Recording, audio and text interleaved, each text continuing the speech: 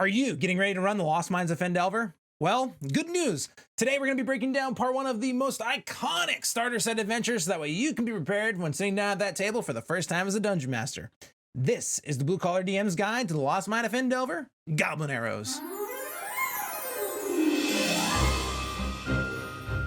Now, because this adventure is so long, I am going to basically be kind of going through the different steps of the adventure and how the encounters run through. If you want some advice on how to kind of set everything up at the very beginning, I did create kind of like a prologue video to this video before we jumped right into it. You can actually check it out. I'll leave a link down in the description below, and I'll put a link up in the card somewhere if you want to check that out. This video is going to be a long one. We're going to be covering the entirety of the Goblin Arrows adventure path and story arc. So if you need to come back to this video at a later time, I'm going to leave some timestamps down below so you can skip around at your leisure. And also just in case if you, I don't know, want to get a snack or something like that and you just need a break or whatever, there'll be some timestamps down below so you can skip ahead to where you left off. All right, now that housekeeping's out of the way, we can actually start talking about the adventure. Now, I'm going to be using the Meet Me in Phandelver story hook that's actually presented in the adventure itself. You can use whatever you want, but we're not going to really cover any kind of like homebrew style for this. We're just going to cover it as written. Now, the adventure actually has some pretty good stuff in it, including a prompt for the beginning of your very first session with your players, and it goes a little something like this. All right, complete transparency here, guys. I'm gonna have to look at my notes because this is a really long passage. I'm probably gonna have to look at them throughout this entire video just because there's a lot going on here, so forgive me in advance.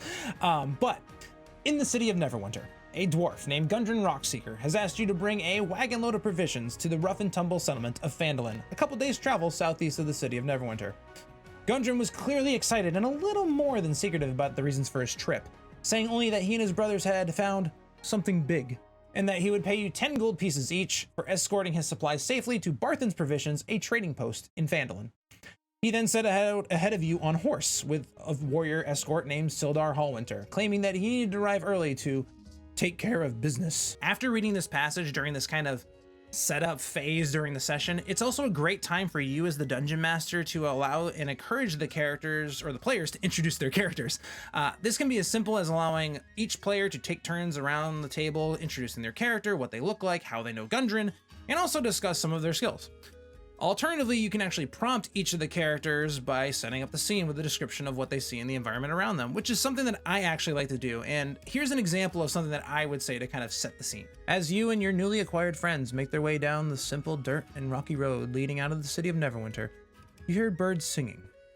The warmth of the rising sun hitting your face as one of your companions, a human of rugged stature wearing chainmail with a battle axe at his side, currently sits holding the reins of the horses, slowly trundling down the beaten path in front of you. Radcliffe, would you mind introducing your character, please? Utilizing a narrative such as this is actually a great strategy to also indicate to your players that the session has started and the adventure is about to begin.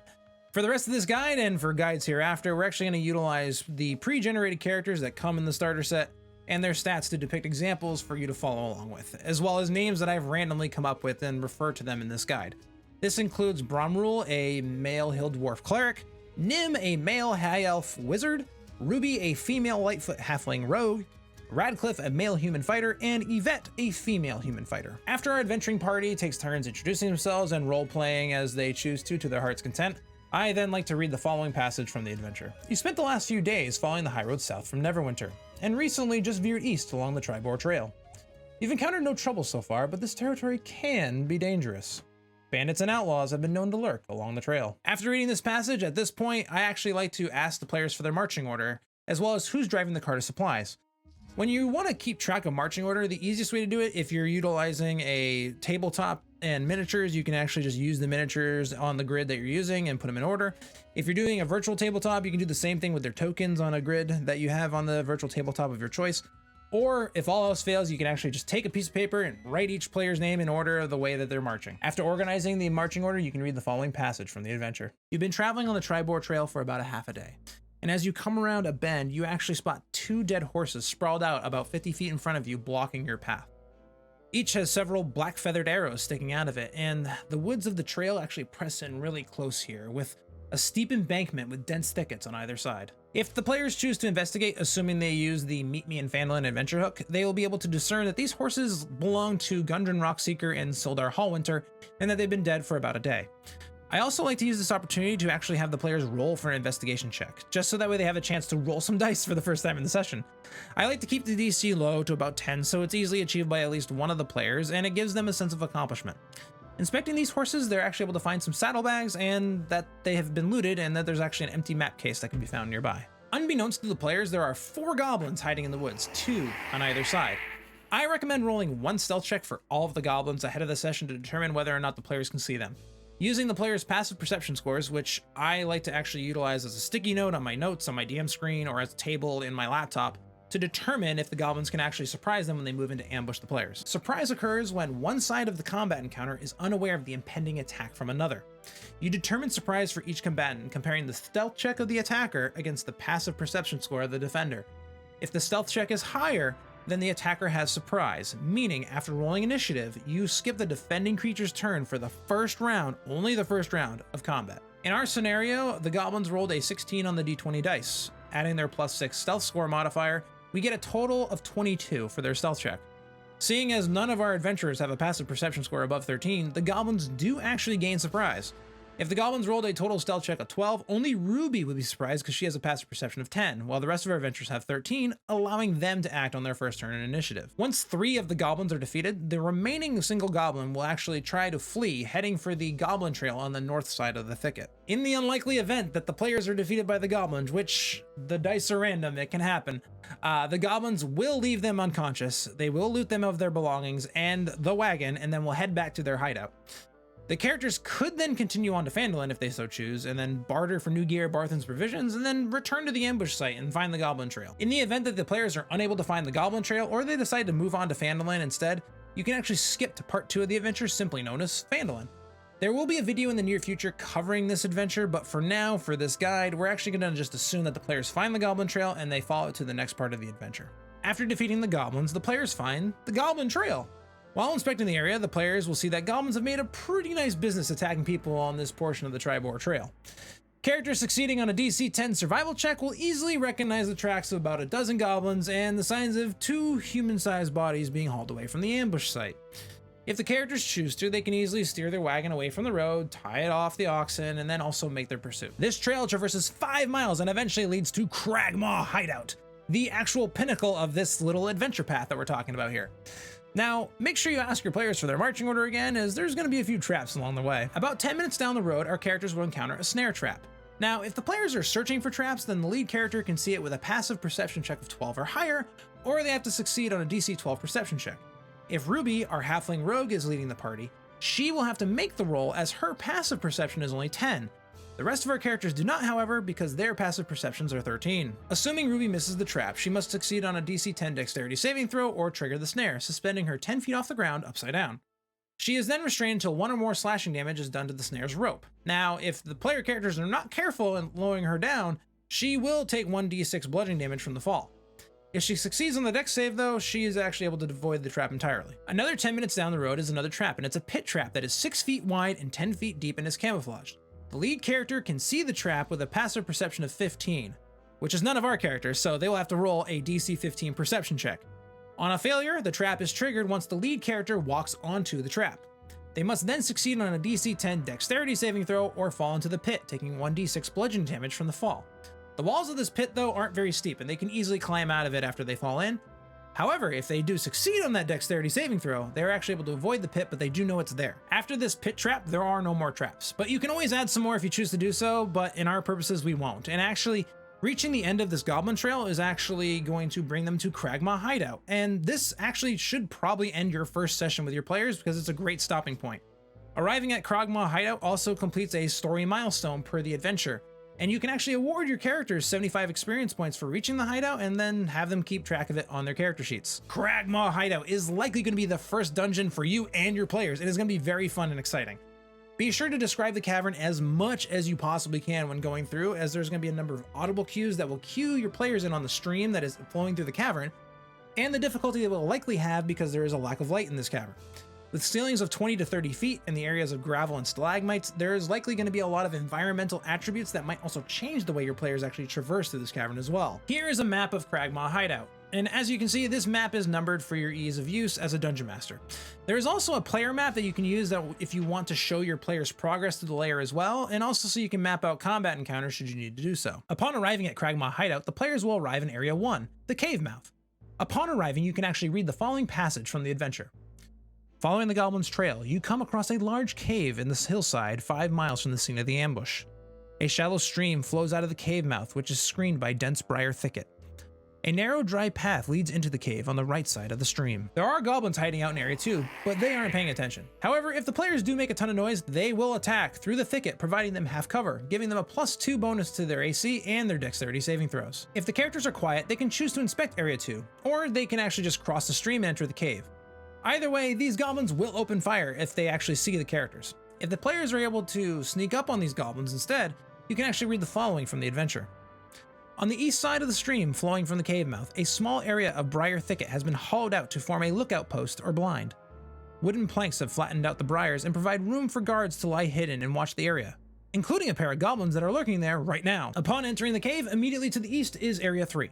You can read the following from the adventure to set the scene or create your own description. Just inside the cave mouth, a few uneven stone steps lead up to a small, dank chamber on the east side of the passage. The cave narrows to a steep fissure at the far end and is filled with the stench of animals. Savage snarls and the sounds of rattling chains greet your ears as 3 wolves are chained up just inside the opening. Each wolf's chain leads to an iron rod driven to the base of a stalagmite. The players can address this scenario in many different ways. They can try to calm the wolves with food, sneak past, attack, amongst any other myriad of ways and methods that they can come up with. Should the players get through this area, there is a fissure at the far side of the cavern that does lead to Area 8, or they can go further into the cave. Ideally, or generally, the goblins will not really pay attention and will ignore the sounds of the wolves as they usually snap and snarl at each other anyway. Moving on to Area 4, players without dark vision like our 2 human fighters will need a light source to be able to see their surroundings. You can then read the following from the adventure or make up your own passage. The main passage from the cave climbs steeply upward, the stream plunging and splashing down the west side. In the shadows, a side passage leads west across the other side of the stream. If the adventurers have dark vision though, you can actually give them a little bit more information. In the shadows of the ceiling to the north, you can make out the dim shape of a rickety bridge of wood and rope crossing over the passage in front of you. Another passage intersects this one 20 feet above the floor. Any character who can see the bridge in Area 5 can also make a perception check contested against the goblin guarding the bridge and their stealth check. The goblin notices the characters if they have a light source or if they don't attempt to be stealthy, and then sneaks away to alert his companions in Area 7 to release a flood of water. Instead of traveling further, the party could travel the path west towards Area 6. If they choose to do so, the ledge here is difficult terrain. The ledge here is also fragile, and anyone over 100 pounds loosens the ledge and it crumbles to the east.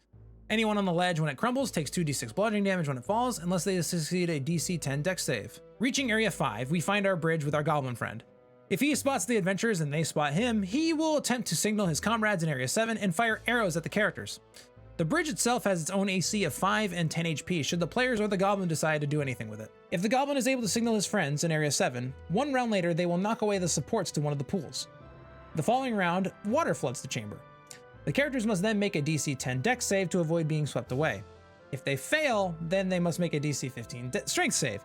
If they fail that save, they are then swept to Area 1 and take 1d6 bludgeoning damage along the way.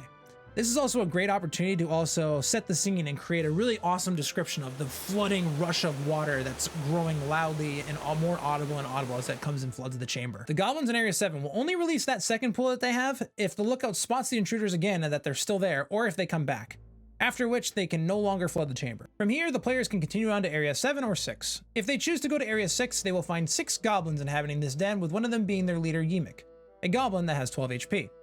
Sildar Hallwinter is also being held captive in this chamber, but he is weak and he only has 1 hit point left. Ymik is also the second command in this hideout. If he sees the players are actually getting the upper hand in the encounter, he'll actually grab Sildar Hallwinter and drag him to the ledge of the upper level and will then exclaim, "Truce, or this human dies!" If the players try to negotiate with Ymik, he will then try to convince them to kill Clarg, the bugbear chief that is in Area 8, promising to release Sildar Hallwinter if the players bring him Clarg's head. If they take the deal and succeed, Ymik, though, will still try to ransom Sildar Hallwinter to the players regardless anyway. If the players refuse to negotiate, Ymik will shove Sildar Hallwinter over the edge and will continue the fight. Sildar then drops 10 feet and then will take 1d6 bludgeoning damage. If the players are fast acting, they can actually still stabilize him though before he dies. If rescued and healed, Sildar Hallwinter will join the party, but he is anxious to get to Phandalin. He carries no weapons or armor, but will fight if given a weapon from one of the defeated goblins, or any weapon given to him by a player. Ymik also carries a pouch containing 3 gold teeth, worth a gold piece each, as well as 15 silver pieces. Moving on to Area 7, there are 3 goblins that guard the pools here. The noise of the waterfall in this area drowns out any sound of fighting from here to Area 6, and vice versa. When a fight breaks out, one goblin will though attempt to flee to Area 8 to warn Clarg. Finally, we reach Clarg's cave in Area 8. Clarg, the bugbear chief, is accompanied by one goblin and his wolf pet Ripper. He is not entirely sane and often refers to himself in the third person should the players actually interact and talk to him. Depending on how your players address the situation, you can read the following description from the adventure to describe the chamber or make up something on your own. Sacks and crates of looted provisions are piled up in the south end of this large cave. To the west, the floor slopes toward a narrow opening that descends into darkness. A larger opening leads north down a set of natural stone steps, the roar of falling water echoing from beyond. In the middle of the chamber, the coals of a large fire smolder. The fire pit in the room deals 1 fire damage to anyone entering the pit and 1d6 fire damage to anyone falling prone in the pit.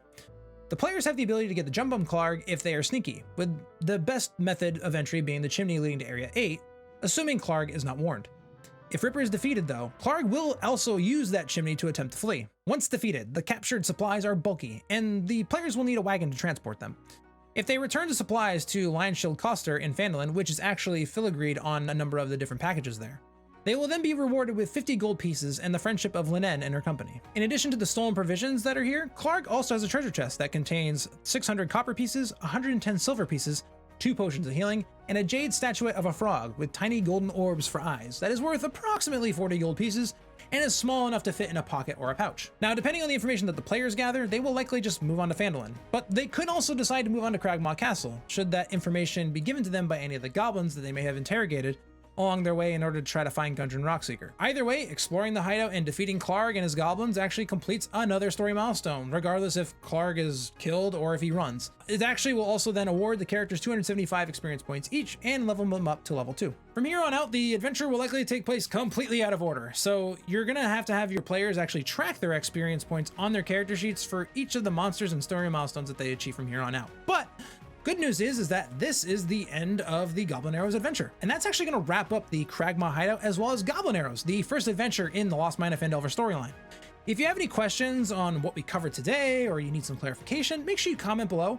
And also, if you took any value out of anything you saw today, make sure you hit that like button, subscribe to the channel. It really does help me as a content creator. It also helps YouTube via their algorithm kind of push this stuff to more folks, so that way we can get some more support on this channel, so that way we can help this get to more people and help out more dungeon masters. You can further support this channel on Patreon, where we're actually continuing to release these videos first, as well as currently developing tools for the dungeon master for prepping adventures, be it for lore for your homebrew worlds, worksheets to give to your players for session 0, random encounter tables, and more to come in the future. I hope you all learned something today. I really hope that you took something out of this and that this will really help give you some confidence when sitting down to run Goblin Arrows, the first part of the Lost Mine of Phandelver, at your table for the first time.